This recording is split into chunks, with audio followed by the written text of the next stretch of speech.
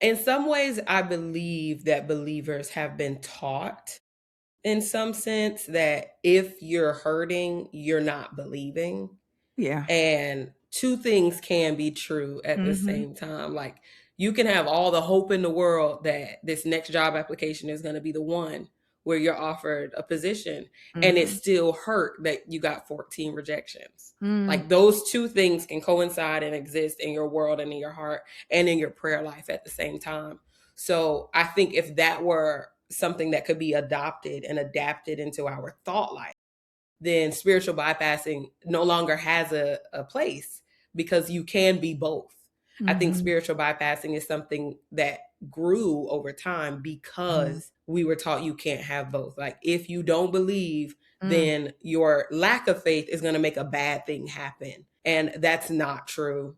That's just not true. So I think a lot of people suffer because they don't get an opportunity to say how they really feel because they're afraid. If they say they're Mhm. afraid, then God won't bless them. And Mm. that's not the God that I read about. That's Yeah. not the Bible that I've learned, that he is just sitting in heaven being like, well, if they don't prove to me that they trust me and love me, then I'm going to smite them. Like Mm. that doesn't sound like the creator. That Yeah. language, however, does sound like the adversary. That is how he works. That's how he does business. So I encourage all people, whether you're on a mental health journey or not, to be as honest with yourself and with God as possible. Mm.